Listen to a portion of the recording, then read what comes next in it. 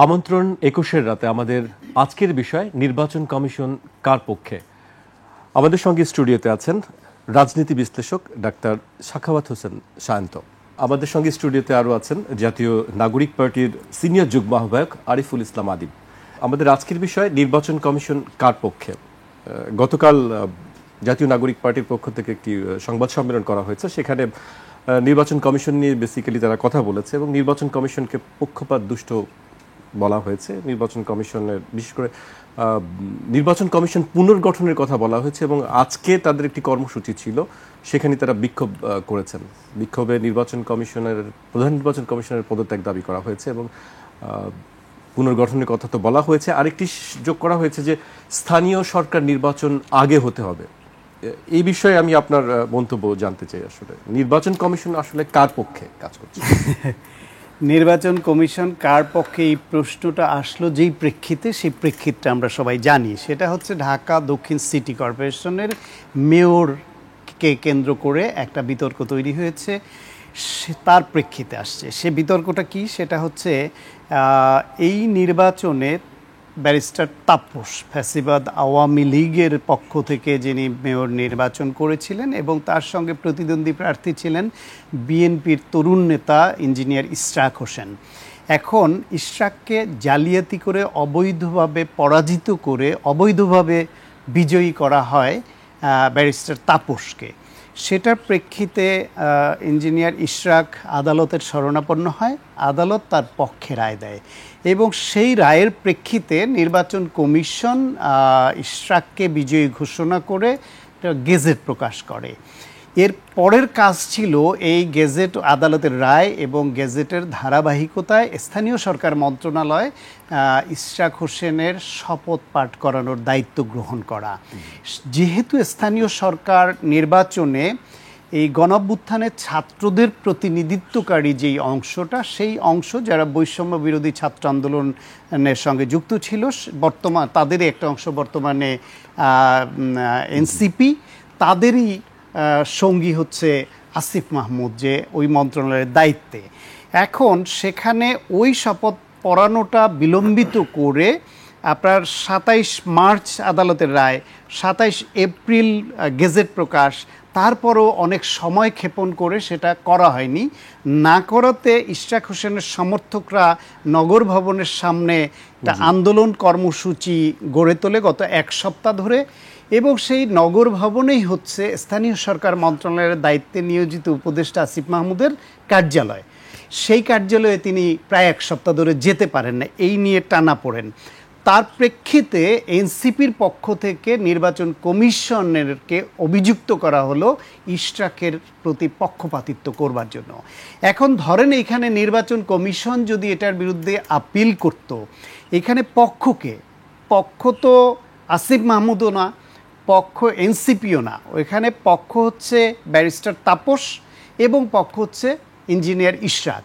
তাহলে ইশরাকের বিরুদ্ধে যদি আপিল করে নির্বাচন কমিশন এবং সেটা আদালতে যদি আরও অধিকতর হিয়ারিং হয় এবং প্রমাণিত হয় যে ইশরাকের পক্ষে যে আদালতের রায় গেছে, নির্বাচনী ট্রাইব্যুনালের রায়, এটা সঠিক নয়, তাহলে সে বৈধ মেয়রটা কে হয়? আমি আরেকটি কথা বলে রাখি, নির্বাচন কমিশন কিন্তু আজকে বলেছে যে তারা কোনো পক্ষ হয়ে কারো আবেদন করতে পারে না, আইনে নেই, যেটি আজকে পরিষ্কার করা হয়েছে। এখন এনসিপির পজিশনটা বোঝার চেষ্টা করি আমরা, যে তাদের তাহলে চাওয়াটা কি? ওইখানে তো হয় ব্যারিস্টার তাপসের যে বিজয়ী ঘোষণা করা সেটা বৈধ, অথবা তার বিজয়ী ঘোষণা করাটা অবৈধ, জালিয়াতির মাধ্যমে হয়েছে, তাহলে ব্যারিস্টার ইশরাককে বিজয়ী করা আদালতের যে রায় সেটা বৈধ।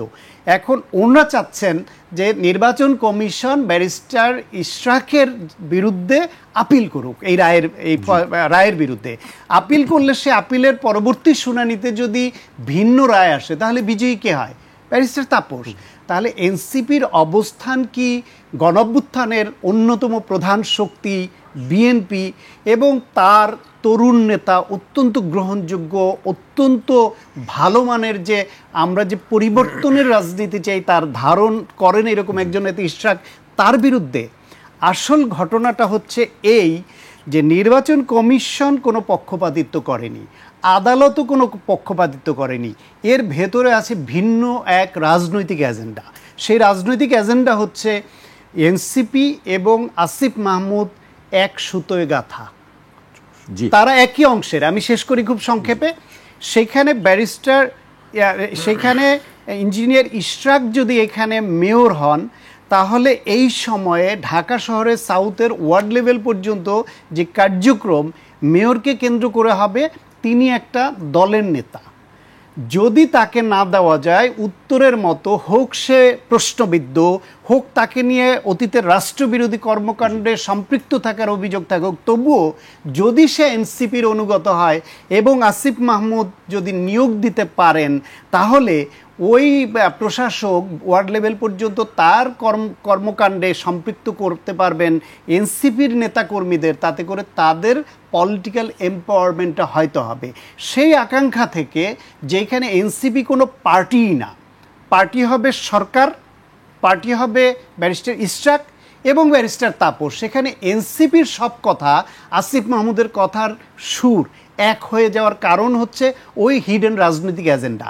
এবং যদি এই হিডেন রাজনৈতিক এজেন্ডায় স্থানীয় সরকার মন্ত্রণালয়ের এইরকম একটা পদকে নিয়ে এই কারসাজি করতে পারে, তাহলে সেই উপদেষ্টারা থাকা অবস্থায় সেই সরকারের অধীনে জাতীয় নির্বাচনের বেলায় কি ঘটতে পারে, সেই আশঙ্কাটা বিএনপির মধ্যে তৈরি হয়েছে, অন্যান্য অনেক রাজনৈতিক দলের মধ্যে তৈরি হচ্ছে। এই যে গণ অভ্যুত্থানের পক্ষের শক্তির মধ্যে বিভাজন, এনসিপি ছাত্ররা যারা জীবন দিল, বিএনপি যারা 16 বছর ধরে জীবন দিল, রক্ত দিল, সর্বশেষ গণ অভ্যুত্থানে জীবন দিল এবং আন্দোলনে শরিক থাকলো, এবং জামায়াত ইসলাম সহ অন্যান্য শরিক যারা গণ অভ্যুত্থানের পক্ষের শক্তি, এইরকম একটা ছোট্ট ইস্যুকে কেন্দ্র করে এই যে বিভাজন এবং এই যে মুখোমুখি ভিন্ন দাবি নিয়ে রাস্তায় নামার মতো পরিস্থিতি তৈরি হলো, এটা তো কাঙ্ক্ষিত ছিল না, প্রয়োজনই ছিল না। এনসিপির সঙ্গে তো কারো শত্রুতা নাই। এনসিপি কেন বিএনপির একজন নেতা আদালতের রায়ে, নির্বাচন কমিশনের রায়ে পেল, যে ত্যাগী নেতা, যাকে মানুষ পছন্দ করে, যাকে অন্যায়ভাবে হারানো হয়েছে, যে টাকা খরচ করে, স্বপ্ন নিয়ে, মানুষের সমর্থন নিয়ে, সময়, শ্রম, মেধা দিয়ে একটা নির্বাচন করেছে, সেই নির্বাচনে তাহলে তার প্রাপ্তিটা কি? তাকে অন্যায়ভাবে পরাজিত হলো, এখন তার কোনো প্রাপ্তিও আপনারা মানবেন না, তাহলে তো আপনারা ওই যে ফ্যাসিবাদের কালে যারা যারা বঞ্চিত হয়েছে তাদের কম্পেনসেশন কিভাবে হবে, সেটা তো ভাবতে হতো।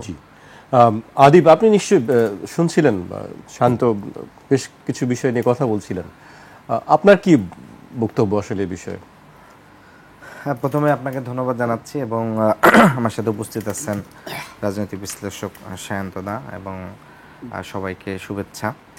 আমরা কিন্তু আজকের যে দাবিটি তোলা হয়েছে, আজকে নির্বাচন কমিশন ভবনের সামনে আমাদের যে অবস্থান কমিশন ছিল, দেখেন ইসি যখন গঠন হয়েছে সেই 2024 সালের নভেম্বরে, তখন আমাদের জাতীয় নাগরিক পার্টি ছিল না, আমাদের একটি রাজনৈতিক প্ল্যাটফর্ম ছিল, জাতীয় নাগরিক কমিটি নামে আমরা ছিলাম।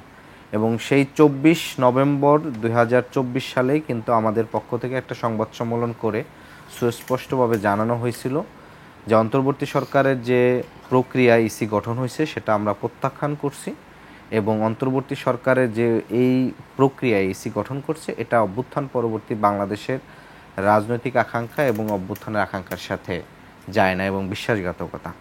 ফলশ্রুতিতে ইসি পুনর্গঠন এবং ইসির বিষয় আজকের আমাদের এই কর্মসূচি নিয়ে জাতীয় নির্বাচন পিছানো কিংবা আপনার ইসিকে প্রেশার রাখা, এই অভিযোগগুলো আসলে ধার্তব্য নয়, কারণ আমরা এই দাবিগুলো নভেম্বরেই করেছি ইসির বিষয়। কেন করেছি? কারণ প্রথমটি যে আপনি দেখেন ইসি গঠন হয়েছে কোন প্রক্রিয়া? 2022 সালে প্রধান নির্বাচন কমিশনার ও নির্বাচন কমিশনার নিয়োগ আইন 2022 সালের আইন অনুযায়ী ইসিটা গঠন হয়েছে, এবং যেই আইনটি ছিল ফ্যাসিবাদী সময়ে করা এবং ফ্যাসিবাদী স্টাইলে করা, এবং এই আইনটি হওয়ার সাথে সাথেই বিএনপি সহ সকল রাজনৈতিক দল কিন্তু এটার বিরোধিতা করেছে। এমনকি যারা নির্বাচন নিয়ে, বাংলাদেশের সুশাসন নিয়ে কাজ করে যে প্রতিষ্ঠানগুলো, যারা বিশেষজ্ঞ, তারাও এটার বিরোধিতা করেছেন এবং এই আইনের কঠোর সমালোচনা করছেন। আপনি যদি পরবর্তীতে দেখেন, এরপরে যেটি অভ্যুত্থানের পরে সরকারের পক্ষ থেকে নানা ধরনের প্রায় 11 থেকে 12-13টি সংস্কার কমিশন করা হয়েছে, নির্বাচন সংস্কার কমিশনও করা হয়েছে। আমরা যে অবজেকশনটা তুলেছি প্রথমত হচ্ছে নির্বাচন কমিশন গঠন এবং নির্বাচন কমিশনের যে কার্যক্রম এটাকে কেন আমরা নিরপেক্ষতার প্রশ্ন তুলেছি। প্রথমত হচ্ছে দেখেন, নির্বাচন সংস্কার কমিশন হলো অভ্যুত্থান পরবর্তীতে অনেকগুলো সংস্কারের জায়গায় কিন্তু পরিবর্তনের জন্য সংস্কার কমিশন বেশ সুপারিশ করছেন। নির্বাচন সংস্কার কমিশন সুপারিশে করার 2 দিনের মধ্যে ইসি 9 থেকে 10টি সুপারিশের বিরোধিতা করে ভিন্নমত পোষণ করে সাথে সাথে তারা চিঠি দিয়েছে। অথচ হওয়া উচিত ছিল উল্টো, উচিত ছিল নির্বাচন সংস্কার কমিশন যে সুপারিশ করছে সেই সুপারিশ নিয়ে সরকারের পক্ষ থেকে 1 সপ্তাহ বা সর্বোচ্চ 2 সপ্তাহের ভিতর সকল রাজনৈতিক দলগুলো বসে সেই অনুযায়ী ইসি গঠন প্রক্রিয়া। কিন্তু আমরা দেখেছি কি একটি রাজনৈতিক দলের রাজনৈতিক প্রেসারে কিংবা তাদের রাজনৈতিক আকাঙ্ক্ষা পূরণের জন্য অন্তর্বর্তী সরকার এক ধরনের দ্রুত প্রক্রিয়া ইসি গঠন করছেন যেটা পুরনো আইনে। তাহলে বিষয়টি কি দাঁড়ালো যে আপনার শেখ হাসিনার সময়ের সাংবিধানিক যত আইন আছে কিংবা নির্বাচন কমিশন গঠনের যে আইন আছে সকল আইনই সঠিক, শুধুমাত্র হচ্ছে দ্রুত নির্বাচন কিংবা কোন প্রক্রিয়ায়, অর্থাৎ আপনার আইন সঠিক, সবই সঠিক, জাস্ট আগস্টের পরে সব সঠিক হয়েছে, অর্থাৎ আগস্টের আগে কিন্তু এগুলো সব বিরোধিতা করছে সাংবিধানিক বাধ্যবাধকতা মানা কিংবা হচ্ছে অন্য অন্য যে বিষয়গুলো। ফলে আমরা যে জায়গাটি করছি, এবং মজার বিষয় হচ্ছে জাতীয় ঐক্যমত কমিশন গঠনের পরবর্তীতে দলগুলোর সাথে যে ধারাবাহিকভাবে বৈঠক করেছে সেই বৈঠকগুলোতে বিএনপি সংস্কারের ক্ষেত্রে নির্বাচন সংস্কার কমিশনের যেই সুপারিশের জায়গায় বিরোধিতা করছে কাকতালীয়ভাবে অধিকাংশ জায়গায় ইসি ওই জায়গায় বিরোধিতা করছে। তাহলে আপনি একটা নিরিচ্ছি যে নিরপেক্ষভাবে কাজ করবে, আমরা দেখেছি যে সেই কাজের দিকে তিনি এগোচ্ছেন না। এবং অনেক ক্ষেত্রে দেখা গেছে যে জাতীয় নির্বাচন আগে হবে না স্থানীয় নির্বাচন আগে হবে, কিংবা হচ্ছে ইসি কোনটা প্রক্রিয়া করবে, নির্বাচন কবে হবে, এই সময়গুলোতে কিন্তু ধরেন নির্বাচন কমিশনের কিন্তু এগুলো কিন্তু রাজনৈতিক সিদ্ধান্ত। ইসি স্বাধীন প্রতিষ্ঠান, তার মতন করে সে কাজ করবে। কিন্তু সরকার মন্তব্য করার আগেই মনে হচ্ছে ইসির নিজেরই একটা তাড়াহুড়ো কিংবা হচ্ছে এক ধরনের বাড়তি থাকে যে তিনি হচ্ছে দ্রুত গিয়ে মন্তব্য করা, দ্রুত জায়গাটা করা। সেই জায়গা থেকে আমরা ইসির এই নিরপেক্ষতা নিয়ে প্রশ্ন তুলছে, এবং নিরপেক্ষতার জায়গাগুলো আমরা বলেছি যে নির্বাচন সংস্কার কমিশনে যে প্রস্তাব করছে সেই প্রস্তাবে তারা বিরোধিতা করছে, এবং একই সাথে বিএনপি যেগুলো বিরোধিতা করছে ইসিও গিয়ে সেই সেম জায়গায় বিরোধিতা করছে। এবং তাদের এই যে প্রক্রিয়া, এবং আপনি দেখেন অভ্যুত্থান পরবর্তীতে আমরা চট্টগ্রামে দেখেছি মেয়র সাদাত হোসেন তিনি শপথ নিয়েছেন, মেয়র হিসাবে দায়িত্ব পালন করছেন, এবং এই সাদাত হোসেনের দায়িত্ব নেওয়ার পরবর্তীতে যেটি হইল যে অধিকাংশ জায়গায় কিন্তু একের পর এক আদালতে রিট পড়তেছে। কি অধিকাংশ জায়গায় দেখা গেছে যে কিন্তু আপনার অধিকাংশ জায়গায় তো বিএনপি ইলেকশন অংশগ্রহণ করে নাই, কিছু জায়গায় করেছে।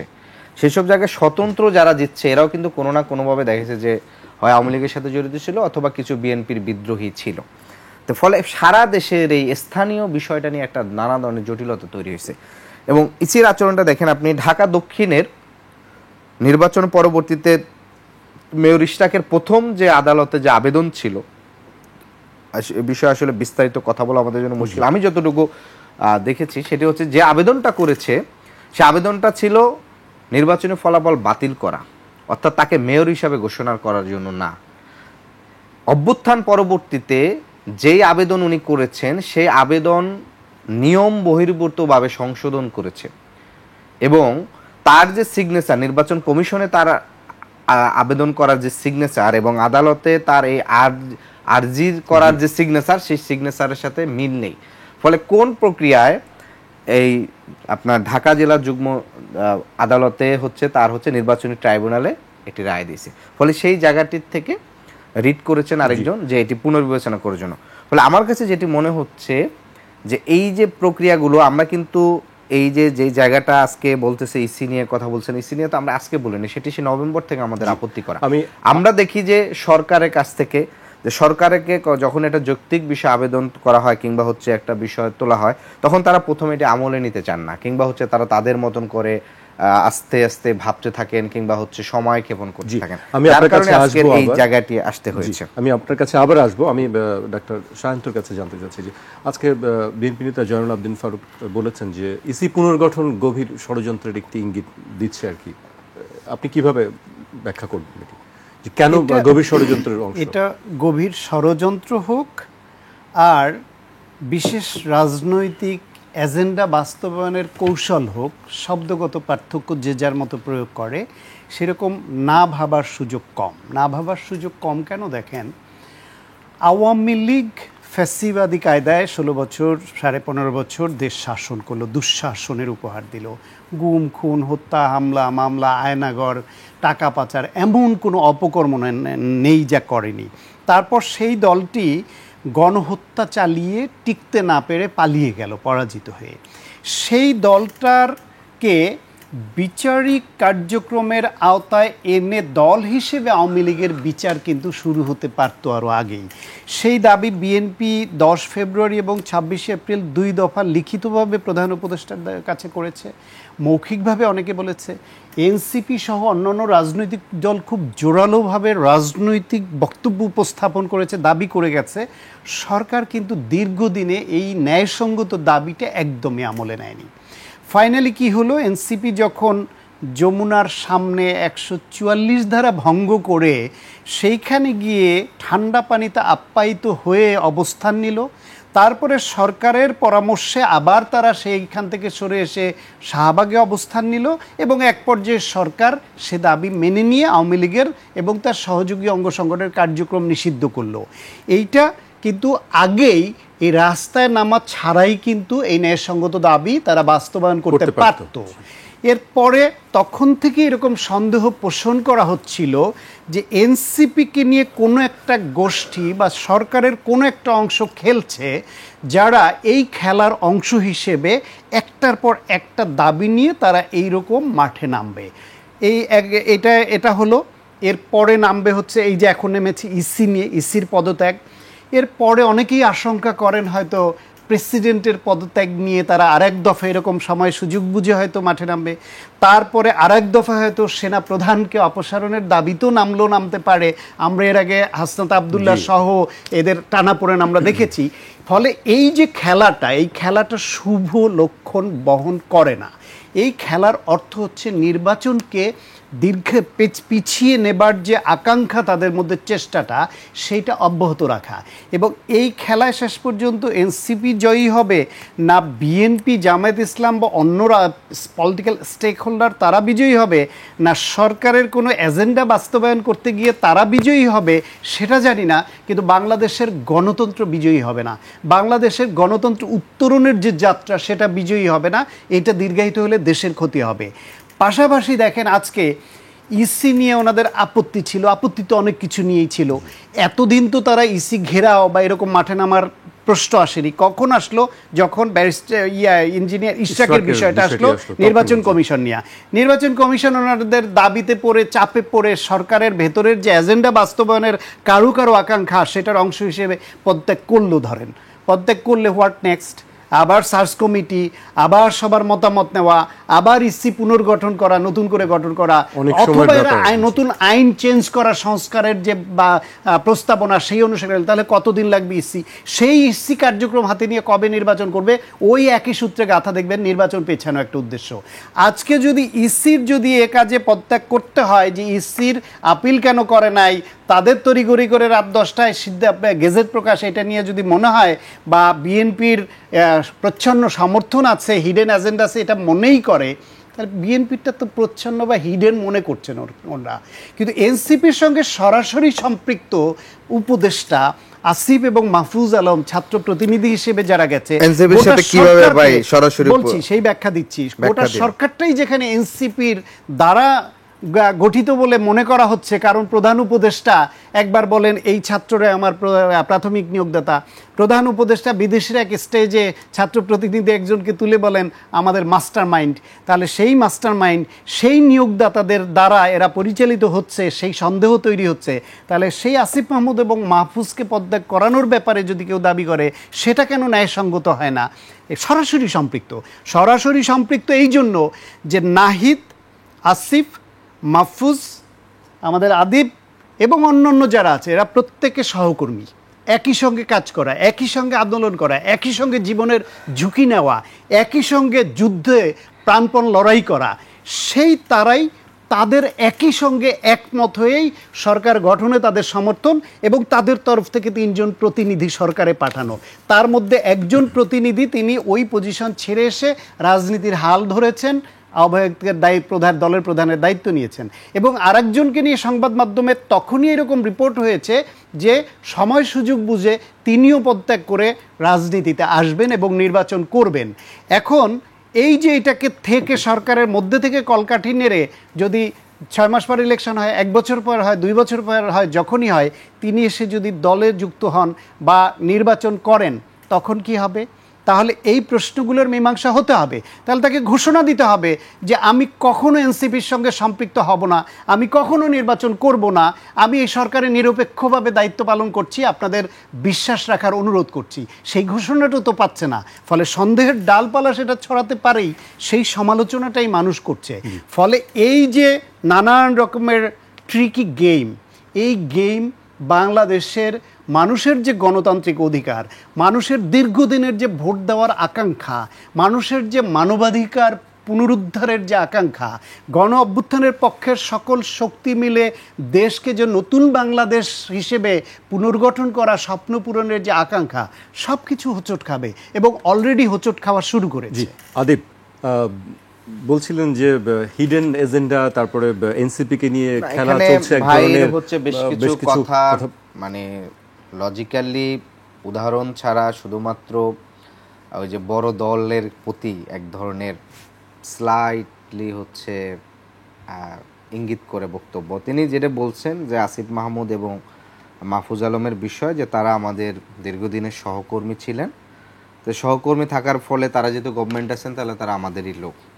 তো ওনার যদি এই যে সহকর্মী, এটা আমি ধরেই নেই যে সহকর্মী যদি এটা ওনার হচ্ছে এনসিপির হিসাবে ধরে নিতে পারেন, তাহলে এই গভর্নমেন্টের তো বহু উপদেষ্টা যারা বিএনপির সময় নিয়োগপ্রাপ্ত ছিল, বিএনপির চেয়ারপারসন বলেন, বিএনপির প্রতি খুব লয়াল ছাড়া তো ধরেন এক একজন যারা গভর্নমেন্টে নিয়োগ পান, আজকের যে অর্থ উপদেষ্টা তিনি বিএনপির সময় নিয়োগপ্রাপ্ত বাংলাদেশ ব্যাংকের গভর্নর ছিলেন, আজকের পররাষ্ট্র উপদেষ্টা বিএনপির সময় নিয়োগপ্রাপ্ত পররাষ্ট্র সচিব ছিলেন, আজকের পরিকল্পনা উপদেষ্টা তিনি বিএনপির মহাসচিবের বন্ধু, আজকের আইন উপদেষ্টা তিনি দীর্ঘদিন ধরে এখানে বিএনপিপন্থী বুদ্ধিজীবী হিসাবে দীর্ঘদিন তিনি কাজ করছেন আইন উপদেষ্টা, এবং গভর্নমেন্টের প্রধান অ্যাটর্নি জেনারেল থেকে শুরু করে প্রত্যেকটা জেলার যে পিপি নিয়োগ করা হয়েছে, ডেপুটি অ্যাটর্নি জেনারেল নিয়োগ করা হচ্ছে, অ্যাসিস্ট্যান্ট অ্যাটর্নি জেনারেল, 70 থেকে 80% হচ্ছে বিএনপির সাবেক হচ্ছে কোনো না কোনো আইনজীবী ফোরামে যুক্ত ছিল কিংবা আইনজীবীর সাথে যুক্ত ছিল। বিশ্ববিদ্যালয়ের 35টি বিশ্ববিদ্যালয়ের ভিতর 23টি বিশ্ববিদ্যালয় সরাসরি বিএনপির জাতীয়তাবাদী শিক্ষক ফোরামে যুক্ত ছিলেন, তারা নিয়োগ পেয়েছেন। আপনি এরকম যদি খুঁজতে যান অধিকাংশ 70% জায়গায় হচ্ছে বিএনপির, কিন্তু আপনি শুধু উপরে বলে দিবেন যে হচ্ছে আপনার সরকারের নিয়োগকর্তা হচ্ছে শুধু ছাত্ররা, সরকারের নিয়োগকর্তা শুধু ছাত্র না, এখানে অভ্যুত্থানে যারা অংশগ্রহণ করেছে প্রত্যেকের কনসার্নে এই সরকার গঠিত হয়েছে। প্রধান উপদেষ্টা বলছেন না, প্রধান উপদেষ্টা তিনি তার বক্তব্যে বলেন তিনি সেটার জায়গার থেকে, কারণ এই গভর্নমেন্টের গঠন করার জন্য প্রথমের দিকে যে লিয়াজু কমিটি হয়েছিল, সেই লিয়াজু কমিটি বিএনপির ভারপ্রাপ্ত চেয়ারপারসন থেকে শুরু করে সবার সাথে কথা বলছেন, কোন উপদেষ্টা হইতে পারবেন কি পারবে না তিনি নাম ধরে ধরে আপত্তি দিয়েছেন, তারা বাতিল হয়েছে, কে থাকতে পারবে না, ডক্টর সারা হোসেন থাকতে পারবেন না, না কে থাকতে পারবে না, এই বিষয়ে তারা সুস্পষ্টভাবে বক্তব্য দিয়েছেন এবং এই জায়গার থেকে দিয়েছেন। ফলশ্রুতিতে এখন আপনি 9 মাস পরে এসে আপনার এজেন্ডা যখন বাস্তবায়ন না হচ্ছে, তখন আপনি হচ্ছে সরকারের উপদেষ্টাদেরকে অযোগ্য বলছেন, সরকার উপদেষ্টাদেরকে ব্যর্থ বলছেন, সরকার উপদেষ্টাদের বলছেন। তাহলে একই সাথে আপনি ব্যর্থ উপদেষ্টা, ব্যর্থ অযোগ্যদেরকে কাছে আপনি আবার একটা দ্রুত নির্বাচন প্রক্রিয়া, তাহলে উপদেষ্টা পরিষদ পুনর্গঠন হোক। অনেকগুলো রাজনৈতিক দলেরই তো প্রস্তাব আছে যে উপদেষ্টা পরিষদ পুনর্গঠন হয়ে জাতীয় সরকার হোক, সেটার সময় তো তাহলে তারা আপত্তি করেন। যখন তারা দেখেন, আজকে দেখেন খুব মজার বিষয় যে এই যে নির্বাচন সংস্কার কমিশন, আমি একটু বিরতিতে যেতে হচ্ছে, কিন্তু তার আগে আপনাকে একটা প্রশ্ন করি। আপনি বলছিলেন যে উপদেষ্টা পরিষদ পুনর্গঠন, তাহলে কি আপনারা কি উপদেষ্টা পরিষদ পুনর্গঠন চাচ্ছেন? আমি এই প্রশ্নের উত্তর আপনার কাছে নিব, আমাকে বিরতিতে যেতে হচ্ছে। দর্শক, একটি বিরতি নিচ্ছি, বিরতির পর আবারও ফিরবো আলোচনায়, আমাদের সঙ্গেই থাকুন।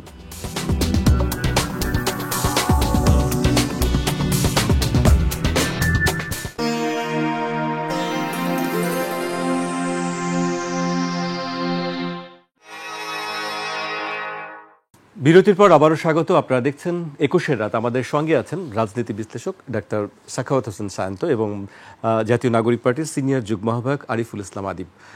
আদিবের কাছে আমার প্রশ্ন ছিল বিরতিতে যাবার আগে, যে আপনারা নির্বাচন কমিশন পুনর্গঠনের দাবি করেছেন আজকে। আপনি বলছিলেন যে উপদেষ্টা পরিষদও পুনর্গঠনের দাবিও করা লাগতে পারে। সেখানে আপনি বলছেন, আরেকটা আমি শেষ করিনি, আপনি বলছেন যে বেশিরভাগ মানুষ মানে যারা নিয়োগ প্রাপ্ত হয়েছেন বিএনপি সমমনা, সেক্ষেত্রে কি আপনারা পুনর্গঠনের দাবি জানাবেন উপদেষ্টা পরিষদ? না, এখানে আমরা যে বিষয়টি বলেছি যে দেখেন, আজকে বিএনপির পক্ষ থেকে তারা বলছে যে এই দুইজন শিক্ষার্থী উপদেষ্টা মানে যারা আন্দোলনের লেজিটিমেসির জায়গা থেকে অংশগ্রহণ করছেন সেই জায়গা থেকে তারা এনসিপির সাথে রিলেটেড, তাহলে তারা পদত্যাগ করুক। কিংবা হচ্ছে আপনি দেখবেন যে গণ অধিকার পরিষদ কিংবা হচ্ছে জামাত বা অন্যান্য দলগুলো কিন্তু তারা বলছে, এমনকি নাগরিক ঐক্য তারা বলছে জাতীয় সরকার হোক। তাহলে এই যে ধরেন দাবিগুলো করা হচ্ছে, এবং আমরা দেখেছি শুধু বিএনপি না, অনেকগুলো দলের জায়গা থেকে, বিশেষ করে স্বরাষ্ট্র উপদেষ্টা এবং স্বাস্থ্য উপদেষ্টা, ইভেন আইন উপদেষ্টার বিষয়, যে তাদের যে ভূমিকাগুলো গত 9 মাসে কাজের কারণটা হচ্ছে এই সরকারের প্রথম ম্যান্ডেটই ছিল, যা সায়ন্তদাও বললেন, যে আওয়ামী লীগের সন্ত্রাসীদের দ্রুত বিচার করা, ট্রাইব্যুনাল একটা না করে দ্রুত ট্রাইব্যুনালে বিচারগুলো শেষ করে জন্য ধারাবাহিক করা। কিন্তু আমরা দেখছি কি যে আওয়ামী লীগের এক একজন আটক হচ্ছেন, জামিনে পার পেয়ে যাচ্ছেন, কিংবা হচ্ছে তাহলে এই যে পুরো প্রক্রিয়ায় পুরো আইন অঙ্গনের যে পুরো যে সেটআপটা, এই সেটআপটা তো একজনের হাত ধরে এবং পুরো একটা দলীয় ফোরামের হাত ধরে। তাহলে এই যে যারা আওয়ামী লীগের কোনো ধরনের সহজে জামিনে বের হয়ে যাচ্ছেন কিংবা যারা আটক হচ্ছেন না, এই দায়ভারও কিন্তু তাহলে ওই আইন মন্ত্রণালয়কে কিন্তু দায়ভার বহন করতে হবে। এবং সেই ব্যর্থতার কিন্তু তারা কিন্তু হাত তুলছে না। কেন হাত তুলছে না? কারণ তিনি দেখছেন যে পুরো নিয়োগ প্রক্রিয়ায় এটা হচ্ছে বড় একটি দল, তারাই বেনিফিটেড হচ্ছে, ফলে সেই ক্ষেত্রে তাদের কিন্তু আপত্তি নাই। শুধুমাত্র আপনার অভিযোগের বিরুদ্ধে সহকর্মী তো একসাথে থাকেন, মানে রাজনীতিতে একসময় সহকর্মী থাকেন। যদি এনসিপি দল আকারে বড় হয়, তাহলে শুধু আসিফ মাহমুদ কিংবা হচ্ছে আপনার মাহফুজ আলম কেন, বিএনপির থেকে তো অনেকে পদত্যাগ করে আমাদের দলে যোগদান করতে পারেন। আর যদি রাজনৈতিক আকারে যদি আমরা ব্যর্থ হই, তাহলে সেখানে তো মানে আসিফ মাহমুদরা আসবেন কেন, আমাদের দল থেকে অনেকে তখন চলে যেতে ফলে ভবিষ্যতে কি হবে কিংবা হচ্ছে পূর্বের কি সম্পর্ক ছিল, এটা দ্বারা আসলে আপনি হচ্ছে ফর্মালি আপনি এটা বলতে পারেন না। কারণ এনসিপি গঠন হয়েছে অনেক পরে, তারা সরকারে গিয়েছেন, তারা যদি মনে করেন তাদের ভবিষ্যৎ রাজনৈতিক কেরিয়ার এক একজনের এক এক রকম থাকে, তো সেইটাকে শুধুমাত্র রাজনৈতিক প্রতিপক্ষের জায়গা থেকে, রাজনৈতিক বিতর্কের জায়গা থেকে অভিযোগ তোলাটা এটা আসলে কোনোভাবেই সমীচীন নয়।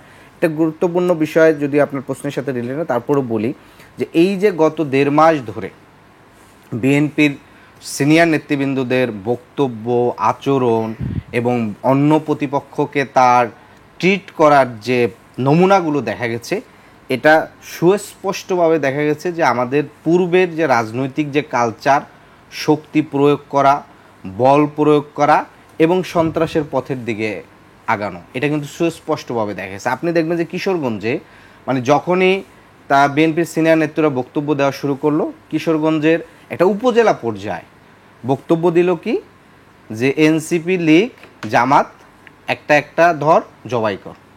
আপনার অভ্যুত্থান পরবর্তী বাংলাদেশে আপনার এই স্লোগান দেওয়া, এখন আমরা এটা প্রথমে কাকতলীয় ধরে নিচ্ছি যে না, এটা হয়তো ধরেন উপজেলা পর্যায়ে অনেক সময় রাজনৈতিক হুঙ্কার জায়গা থেকে দেওয়া যায়। ঢাকা মহানগরে ডক্টর আমিনুল, আপনার ডক্টর না মানে খেলোয়াড় তাদের আমিনুল ভাই, তার সংগঠন ওখানে স্লোগান দিচ্ছে কি এনসিপি আমার সোনার বাংলাদেশ, এনসিপি করলো শেষ।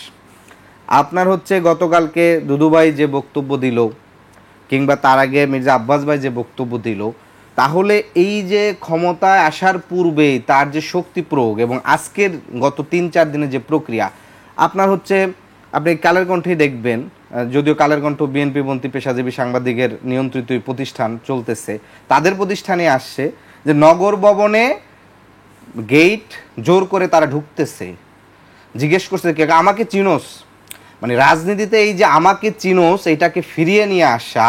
আপনি মৎস্য ভবনের সামনে হাইকোর্ট ঘেরাও করে আপনি হচ্ছে হাইকোর্টের রায় আপনার পক্ষে নিয়ে আসবেন, নগরবাসীকে আপনি অবরুদ্ধ করবেন, আপনি হচ্ছে নগর ভবনে কাউকে ঢুকতে দিবেন না। এই যে পুরো যে একটা অবরুদ্ধ করা, আমার লোক বেশি, ক্ষমতা বেশি, আমার টাকা বেশি, আমি লোক বেশি ভাড়া করতে পারি, আমি ক্ষমতা দেখাইতে পারি, ক্ষমতা না মানলে আমি হচ্ছে তাকে অপমানিত করব, তাকে হচ্ছে জুতার মালা পরাবো, এই যে শক্তি প্রদর্শন, এইটা আসলে নতুন বাংলাদেশের জন্য কোনোভাবেই যায় জি, না। আমি ডাক্তার সায়েন্তের কাছে আসতে চাচ্ছি যে আসলে যে এনসিপি এবং বিএনপির মধ্যে একটি মুখোমুখি অবস্থান দেখছি, যে এটি কে কার লোক, কে কার পক্ষে কাজ করছে। এনসিপি বলছে বিএনপির লোকজনের পক্ষে কাজ করছে প্রশাসন, আবার বিএনপি বলছে যে এনসিপির পক্ষে কাজ করছে।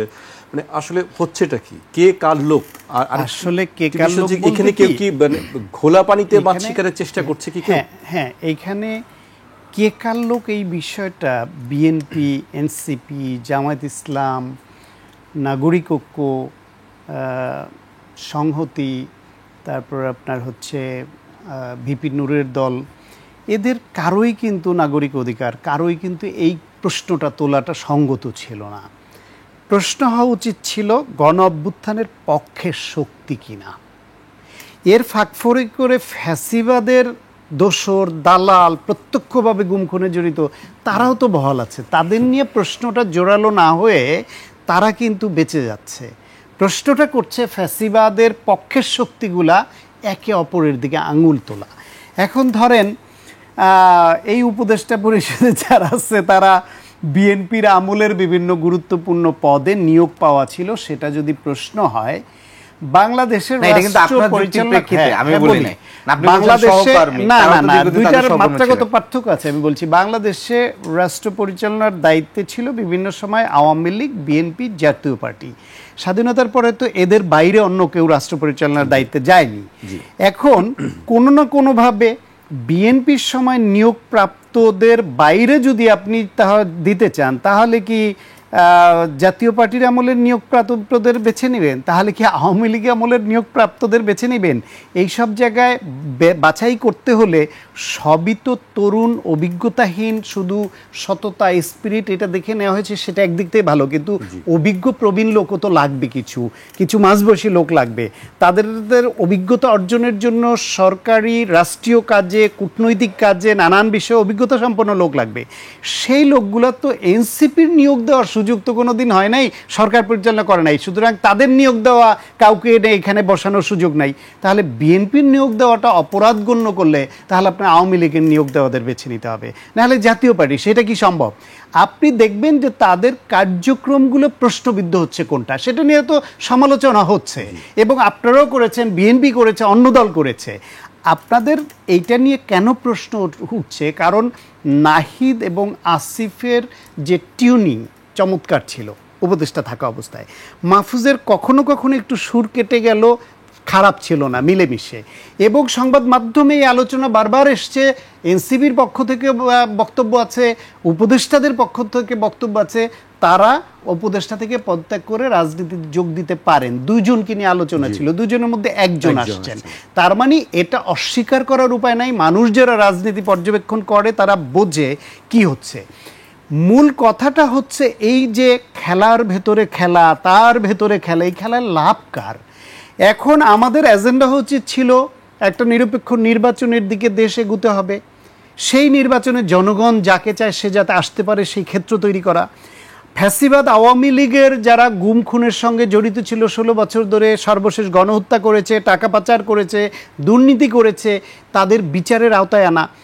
আরও এরকম গুরুত্বপূর্ণ রাষ্ট্রের পক্ষে এবং ফ্যাসিবাদের বিপক্ষে অনেক সিদ্ধান্ত নেওয়া বাকি আছে। সেইখানে এই যে গণঅভ্যুত্থানের পক্ষের শক্তিগুলোর মধ্যে এই যে কনফ্রন্টেশনে যাওয়া এবং একে অপরকে টার্গেট করে দাবি করা, এর পদত্যাগ এরা চায়, ওর পদত্যাগ ওরা চায়, এই পর্যায়ে গেল কেন সেটা অ্যানালাইসিস করতে হবে। আজকে আগেই আমি বলেছি, এবং আপনার এই প্রোগ্রাম রেকর্ড করা থাকলো, এর আগে যখন ওনারা যমুনার সামনে গিয়ে যমুনার কারো জন্য ভাগ্যে জোটে যমুনার ঠান্ডা জল, কারো ভাগ্যে সেই যমুনার জল, কারো সঙ্গে সেই যমুনার জল, কারো সঙ্গে সেই যমুনার জল আবার লাঠি এবং টিয়ার গ্যাস হয়ে যায়। ওনারা উদাহরণ আনেন, বেগম খালেদা জিয়া আসার সময়ও জল ছিটিয়েছে। বেগম খালেদা জিয়া আসার সময় বা অন্যান্য জায়গায় সরকারকে চেস করে আন্দোলন হয় নাই, সেখানে সরকারকে বাধ্য করার, সরকারের বিরুদ্ধে অবস্থান নেওয়া আন্দোলন হয় নাই। সরকারের কাছে আপনি বাধ্য করার আন্দোলন করবেন যখন দেখবেন যে সেখানে কি করা হচ্ছে। 13 সালে যখন শাহবাগে তথাকথিত যেই গণজাগরণ মঞ্চের নামে যারা সরকারের বিরিয়ানি খেয়ে তাদের ভ্রাম্যমাণ টয়লেট ব্যবহার করে সরকারের প্রোটেকশন নিয়ে সরকারকে বাধ্য করার আন্দোলন করে, সেটা যেমন প্রশ্নবিদ্ধ ছিল, মানুষের চোখ কান খোলা। ঠিক একইভাবে ওনাদের যমুনার সামনে গিয়ে 144 ধারা ভেঙে তারপরে ঠান্ডা পানির শান্তির পরশ পায়। আর সেইখানে জগন্নাথ বিশ্ববিদ্যালয়ের ভিসি সহ শিক্ষক সমিতি, ছাত্ররা, যার মধ্যে এনসিপিও ছিল, যার মধ্যে ছাত্রদল শিবিরও ছিল, সাধারণ শিক্ষার্থী ছিল, অত্যন্ত ন্যায়সঙ্গত দাবি, তাদের উপর যখন সেই জলটাই লাঠি এবং টিয়ার গ্যাস হয়ে যায়, মানুষের চোখকে অন্ধ, তারা বুঝে না যে কাদের দিকে পক্ষপাত। সেই পক্ষপাতিত্ব সরকারের তরফ থেকে কেন এনসিপির প্রতি আসে, কেন তাদের সহানুভূতি জগন্নাথ বিশ্ববিদ্যালয় পায় না, এই গণঅভ্যুত্থানের পক্ষের শক্তি হিসেবে ছাত্র দলের নেতা সাম্য হত্যাকাণ্ডের পরে সরকারের কোনো উপদেষ্টা বা সরকারের পক্ষ থেকে কেন কোনো সান্ত্বনা বাণী যায় না, কেন তাদের একজন প্রতিনিধি সাম্যর বাসায় গিয়ে তার অভিভাবকদের বা পরিবারের লোকদের সান্ত্বনা দিয়ে আসতে পারে না, এইসব প্রশ্ন তো উঠে। কেন গণঅভ্যুত্থানের শহীদের তালিকা উঠলে আবু সাঈদের সঙ্গে সেই একই দিন অত্যন্ত গুরুত্বপূর্ণ ছাত্রদলের আরেকজন নেতা ওয়াসিম চিটাগাঙে যখন শহীদ হয়, সেই ওয়াসিমের নামটা কেন বারবার অমিট হয়ে যায় এবং ভুল স্বীকার করতে হয় যে ভুলবশত হয়েছে, কেন মাথায় আসে না? এইখানেই এই সরকারের ভেতরের একটা অংশ তাদের পক্ষপাতিত্ব প্রকাশ হয়ে পড়ে এবং সেই পক্ষপাতিত্বের কারণে গণঅভ্যুত্থানের পক্ষে শক্তির মধ্যে দূরত্ব তৈরি হয়। সেই দূরত্বের সুযোগ নিয়ে সরকারের মধ্যে ঘাপটি মেরে থাকা গণ অভ্যুত্থানের বিপক্ষ শক্তি, ফ্যাসিবাদের শক্তি, গণহত্যাকারী শক্তি, তারা এইটা নিয়ে খেলছে এবং সেই খেলার অংশীদার হয়ে পড়ছে এখন বিএনপি এবং এনসিপি। কেন এই সুযোগটা দিচ্ছি আমরা? জি আদিব, ডক্টর সায়ন্ত অনেকবারই খেলার প্রসঙ্গ বলছিলেন যে একটি খেলা নিশ্চয়ই চলছে এবং কারা খেলছে আসলে এই খেলার? না, এখানে অদৃশ্য কোনো কিছু কি বক্তব্যের বিষয় যেটি বললেন সেটি হচ্ছে যে আমার কাছে যেটি মনে হচ্ছে যে বাংলাদেশের গত 9 মাস বা অভ্যুত্থান পরবর্তী যে হচ্ছে রাজনৈতিক পরিক্রমা, এখানে এখন বহিঃশক্তির খেলার আসলে খুব কম। কারণ যদি বহিঃশক্তিরা খুব বেশি খেলতে পারতো তাহলে তারা সর্বোচ্চ মাথায় হাত বুলানো, তাদের ওই স্যাংশনের জন্য হচ্ছে 2024 সালের হচ্ছে ধরেন যে নির্বাচন, সে নির্বাচন সুষ্ঠু হয়ে যেত, আন্দোলনে করতো, এইগুলো এখন নাই। কারণ বাংলাদেশের মানুষ 5ই আগস্ট তারা সুস্পষ্টভাবে জানিয়ে দিয়েছে যে এখানকার দিল্লি, ওয়াশিংটন, বেইজিং, মস্কো কিংবা হচ্ছে যেই রাষ্ট্রই বলুন না কেন, কিংবা ইউরোপীয় ইউনিয়ন কিংবা ডোনার শক্তি, যাদের যত ধরনের সেগমেন্ট কিংবা আছে, তাদের কোনো ধরনের রক্তচক্ষু করা কিংবা হচ্ছে তাদের খুব বেশি ভূমিকায় হচ্ছে জনগণ না, বরং জনগণ কিন্তু স্বৈরাচার সরাইছে তাদের। যখন দেখছে জনগণ খুব বেশি এগিয়ে যাচ্ছে তখন অনেকে ধরেন পাশ থেকে ঠিক আছে এখানে সবারই একটা সম্মিলিত সম্মতি ছিল, কিন্তু এই যে স্বৈরাচার যে উৎখাত করেছে সেই জায়গাটির থেকে এটি নাই। দ্বিতীয়ত বিষয় হচ্ছে এই মুহূর্তে বাংলাদেশের বিশ্ববিদ্যালয়গুলো কিন্তু আর ফ্যাসিবাদের মতন কিন্তু এক ধরনের কনসেন্ট্রেশনের মতন নাই শিক্ষার্থীদের জায়গা থেকে। ফলে দেশ, রাষ্ট্র, গণতন্ত্র, মানবাধিকার নিয়ে কেউ ষড়যন্ত্র করে, সেটা ক্যান্টনমেন্ট হোক, সেটা ওয়াশিংটন হোক কিংবা হচ্ছে দিল্লি হোক, ভিতরের থেকে একটা ষড়যন্ত্র করবে, এইটার কোনো ধরনের সুযোগ নেই।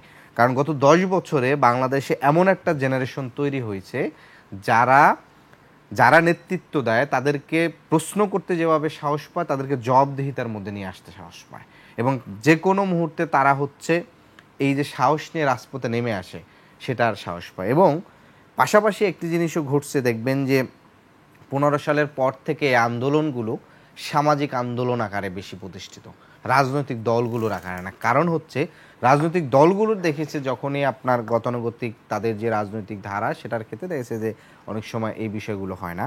শান্ত ভাই একটি কথা বলছেন যে অভ্যুত্থান পরবর্তীতে একটি প্রথম লক্ষ্য উচিত হওয়া ছিল যে একটি দ্রুত নির্বাচনের দিকে আগানো। আমরা কিন্তু দেখতে পেয়েছি যে আমরা কিন্তু সুস্পষ্ট বলেছি যে সরকারের যে নির্বাচনের সময়সীমা দেওয়া হয়েছে সে বিষয়ে এনসিপির কোনো মন্তব্য নেই, ডিসেম্বর টু জুন কিংবা তার পূর্বে। আমরা শুধুমাত্র বলেছি আওয়ামী লীগের বিচার এবং মৌলিক সংস্কার রাষ্ট্রের, এবং একই সাথে শহীদ আহতদের পুনর্বাসন।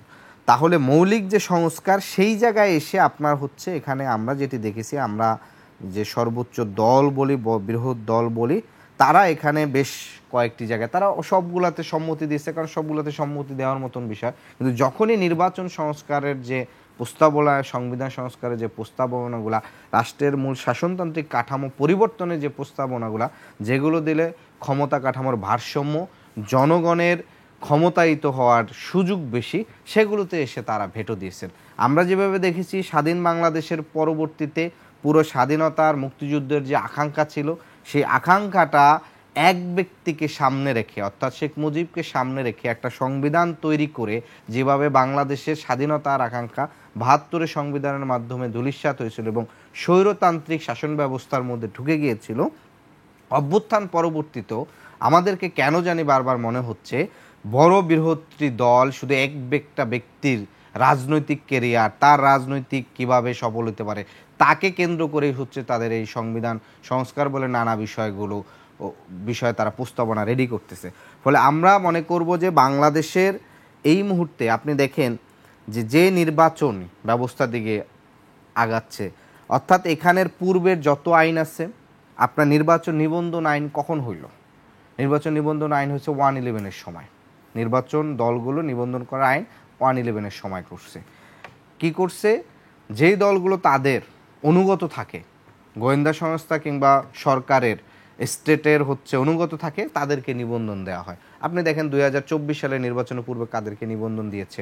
4টি দল নিবন্ধন পেয়েছে, যেগুলো বিএনপি ভাঙা কিংবা হচ্ছে বিএনপির সাথে ধরেন হচ্ছে নাম সংশ্লিষ্ট রেখে একটা সংশয় তৈরি করতে পারে, Trinamool, BNP, BNM, supreme party, এরকম দলগুলোকে নিবন্ধন দিয়েছে। যারা মাঠে ছিল তাদেরকে নিবন্ধন দেয় না। আবার তাহলে এই যে একটা আইন, এই আইনটাই তো হয়েছে আপনার গণতান্ত্রিক দেশের রাজনৈতিকভাবে আপনার যে সংগ্রাম করার জায়গাটা সংকুচিত করে। অভ্যুত্থানের পরবর্তীতে নতুন বাংলাদেশে কিন্তু অভ্যুত্থানের অনেকগুলো রাজনৈতিক দল কিন্তু আমরা দেখেছি আত্মপ্রকাশ করেছে।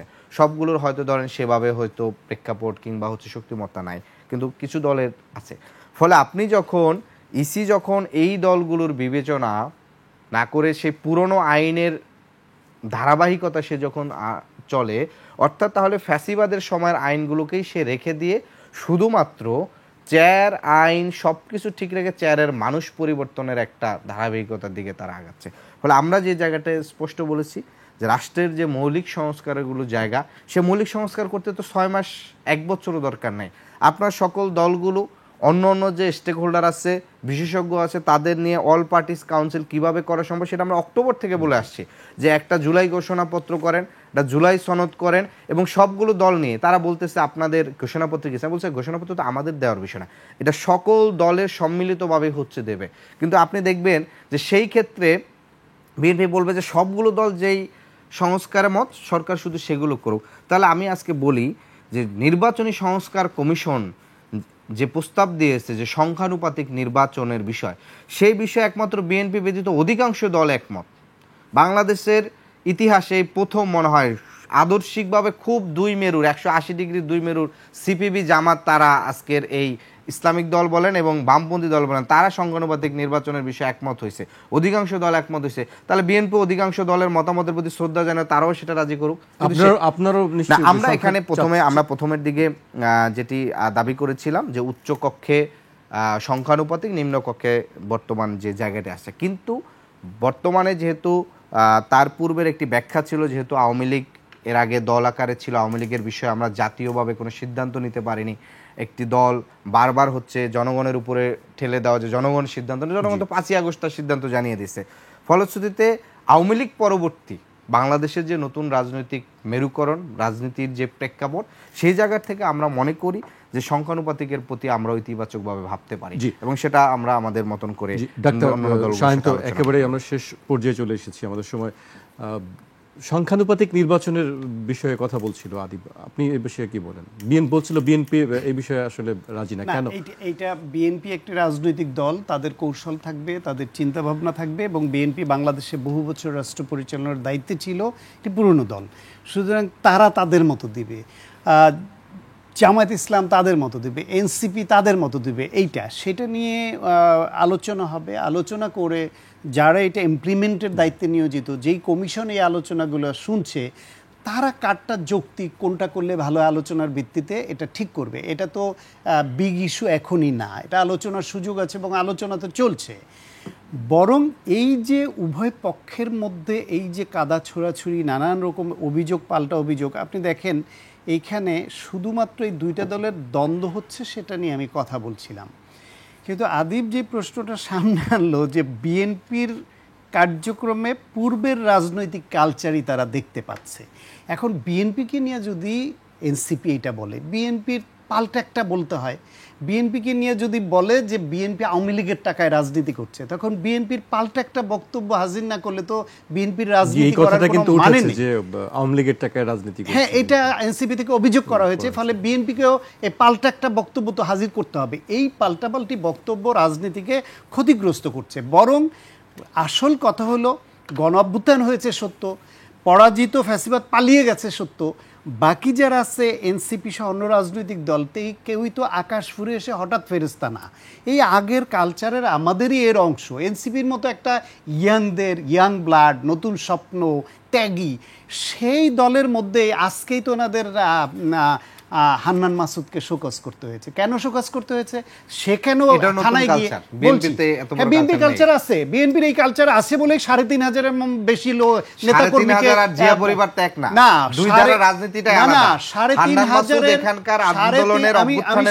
কথাটা শেষ করতে দেন। 3,500-এর বেশি নেতাকর্মীকে শোকজ, বহিষ্কার সব ব্যবস্থা বিএনপি নিয়েছে।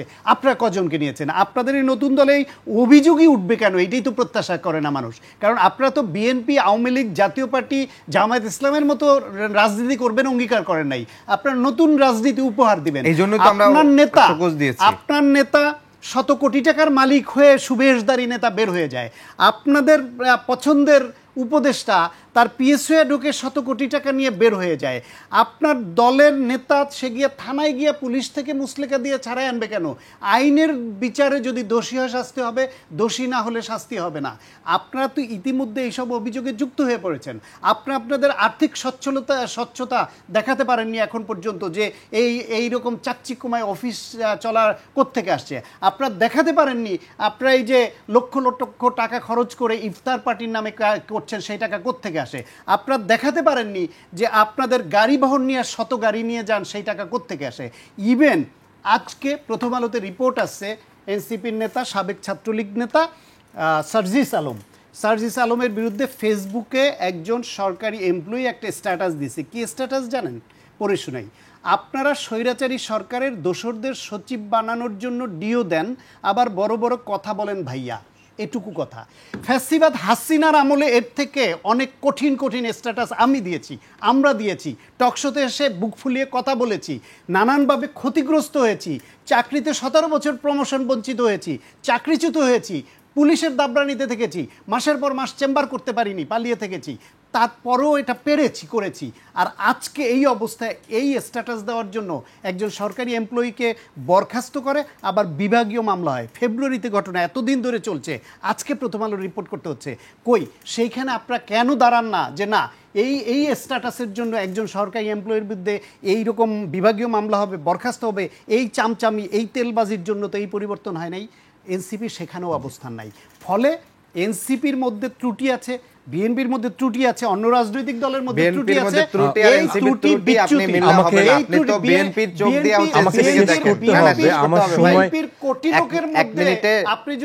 কোটি লোকের মধ্যে যদি আপনি 5,000 ত্রুটি পান, আমাকে শেষ করতে হবে, আমার সময় একেবারে নেই। আমি প্রত্যাশার তুলনায় আপনি শেষ করবেন আদিব। প্রথমত হচ্ছে বিএনপির চোখ দিয়ে এনসিপিকে দেখলে সে যেভাবে ধারাবাহিকভাবে বলছে সেটা বললে তো হবে না। কারণ তিনি রাজনৈতিক বিশ্লেষক হিসাবে আসছেন, কিন্তু তার দৃষ্টিভঙ্গি শুধু এনসিপির দিকে। তাহলে সেটা বলুক, জাতীয়তাবাদী রাজনৈতিক বিশ্লেষক, সেটা বললে ভালো হয়। দ্বিতীয়ত বিষয় হচ্ছে, তিনি বলছেন আব্দুল হান্নান মাসুদকে শোকজ দিচ্ছে। শোকজ আসবে কেন? এনসিপি বাংলাদেশের রাজনীতিতে গুরুত্বপূর্ণ একটা বিষয় এখানে আসছে। আমরা এখানে কোনো আগামী দিনে ব্যক্তি কাল্ট নির্মাণ হতে দিব না। এখানে সমন্বিতভাবে সম্মিলিত লিডারশিপ প্রতিষ্ঠিত হবে। বাংলাদেশে এনসিপি যে করে, যে 100তম সদস্য, সেও স্বপ্ন দেখবে তার রাজনৈতিক অর্জনের মাধ্যমে সে একদিন পার্টির প্রধান হবে, দলের প্রধান হবে। বিএনপির কখনো জিয়া পরিবারের কারো বিরুদ্ধে কোনো অ্যাকশন নেওয়া সম্ভব? প্রশ্নই তো তুলতে পারবে না। প্রশ্ন তোলা সম্ভব? সম্ভব না, সেটা নিয়ে বলুক, সেটা নিয়ে তো তারা বলবে না। পরিবারের বাংলাদেশের একটা রাজনৈতিক জিয়া পরিবারের একটা অপরাধের বিষয়ে আমি বলতে যাব না। বলেন পারলে। দোয়া না তো, না, 50 বছর দোয়া তুলসী বা বলেন না। তারা ফেরেশতা তো, আরে জিয়া নবী পরিবারের রাসূল, একটা অপরাধের কথা নবী বলেন। রাসূল তারা। পারলে আপনি এই বলেন। তর্ক- আরে ভাই, বিতর্ক আমি হতো- বলবো কেন, আমাকে না, বাসা না। যাইতে দিবে নাকি বিএনপি? নিজের দলের কর্মী মেরে ফেলছে 80 জন গত 8 মাসে। ফ্যাসিবাদ বিরোধী এক দফা দাবিতে বিএনপির মারা গেছে 28 জন, আর অভ্যুত্থান পরবর্তীতে নিজেদের অন্তঃকন্দলে মারা গেছে 79 জন। সমকালের রিপোর্ট বলেন আপনি, এটা রিপোর্ট। আর উনি তো রিপোর্ট ছাড়া বক্তব্য দিচ্ছেন যে এনসিবির এক নেতা সদগুরিটা কিনে ফেলছেন। রেফারেন্স কি? রেফারেন্স ছাড়া হচ্ছে reference। রাজনৈতিকভাবে উনি বক্তব্য অবশ্যই দিচ্ছেন, reference। রাজনৈতিকভাবে উনি বক্তব্য আপনাদের দিচ্ছেন। তানভীরের বিরুদ্ধে না, কি অভিযোগ তানভীরের বিষয়ে উঠছে? অবশ্যই অভিযোগ আছে, তাকে শোকজ দেওয়া হয়েছে। সেটাই তো তার 100 কোটি টাকা তদন্ত নিয়ে না। বেরিয়ে গেছে, সে অভিযোগ কোথা আছে। দিয়ে অভিযোগ? পত্রিকার অভিযোগ দেখেন, তার ওইখানে কত কোটি যুগান্তরের টাকার- ওই আব্দুল হাই শিকদার, খালেদা জিয়ার উপদেষ্টার সম্পাদকের ও, যুগান্তরের পত্রিকা, রিপোর্ট হলেই ঠিক সেটা আছে? ভুল। না কোন না, যুগান্তরের পত্রিকা- রিপোর্ট আমরা কোন বলি না, ভুল পত্রিকার বলি রিপোর্ট না, সঠিক সেটা বলেন। আমরা সঠিক শুধু বিষয়টাকে বলি যুগান্তর না। হবে কেন? কোন যুগান্তরের যে পত্রিকায় রিপোর্টটা আসে নাই? হইছে, তানভীরকে ভাই নিয়ে কোন শান্ত ভাই, পত্রিকায় আসে নাই সেটা বলেন। আপনি যুগান্তরের যে রিপোর্টটা আপনি রেফারেন্স আরে, দিচ্ছেন, সেই রিপোর্টটা আপনি আপনি পড়ছেন, সূত্র ব্যবহার কোন করছেন, পত্রিকায় বিশেষ সূত্র আসে মতে, নাই সেটা বলেন। জানা মতে, সন্দেহে এক যেটা যুগান্তরের রিপোর্টে বলছে যে স্বাস্থ্যের যে পিএস ছিল সে রাশিয়া পালায় গেছে, সে দেশে ফিরবে কিনা সন্দেহ। সে বেটা তো দেশে আইসা সংবাদ সম্মেলন করছে এবং কালকে দুদকে গেছে। সে যদি 100 কোটি টাকা পালায় রাশিয়া যেত, এই হচ্ছে রিপোর্টের মান। ফলে গণঅভ্যুত্থান পরবর্তীতে অভ্যুত্থানের নেতাদের নাম বিক্রি করে কারা কারা কোন কোন মিডিয়া দখল করছে সেটা তো আমরা সুস্পষ্ট দেখছি। বিএনপির বুদ্ধিজীবীরা আইসা টক শোতে বসে গলা ফাটায় যে বসুন্ধরার কাছ থেকে অমুক দল টাকা নিচ্ছে, অথচ বসুন্ধরা মিডিয়া গ্রুপের কনসালটেন্ট হয়ে হচ্ছে সবচেয়ে বেশি। বসুন্ধরা গ্রুপ ভ্যানগার্ড হয়েছে গিয়া বিএনপির জাতীয় সম্মিলিত পেশাজীবী ফোরামের সদস্য সচিব, তার বিষয়তে হচ্ছে কোনো অ্যাকশন নেয় না। তাহলে এইটা হচ্ছে যারা নিজেরা ভিতরে ভিতরে সবগুলো মিডিয়ার সেটআপ চেঞ্জ করছে, পত্রিকার সম্পাদকগুলো তারা তাদের মতন করে চেঞ্জ করছে শুধুমাত্র একটা দলের প্রতি আশীর্বাদের জন্য। যে আমাকে শেষ করতেই মিডিয়াতে হচ্ছে। প্রেসার দিয়ে প্রশ্ন পর্দা করানো, আসলে দখল করানোর অভিযোগ তো আপনাদের নেতার প্রশ্ন বিরুদ্ধে আছে। থাকবেই। আমি শেষ করছি। আমাদের তো আপনি বলছেন আমাদের লোক নাই, আমরা দখল করে কি করব? সবার বিরুদ্ধে আমরা কম দখল করে বেশি কি করব? অভিযোগ প্রশ্ন আছে। থাকবেই, আপনি অভিযোগ উঠবেই। আমি একতরফাভাবে আজকে শুধু আমাকে অন্যদের শেষ করতে বিরুদ্ধে হচ্ছে। অভিযোগ তুলছেন। প্রশ্ন যেমন থাকবে, অভিযোগও থাকবে। আজকে শেষ করতে হচ্ছে। আপনাদেরকে অনেক ধন্যবাদ আমাদেরকে সময় দেওয়ার জন্য। দর্শক, আজ এখানেই শেষ করছি। কাল আবার দেখা হবে রাত 12টায়। আপনারা সবাই সুস্থ থাকুন, নিরাপদে থাকুন, আর 21-এর সঙ্গেই থাকুন।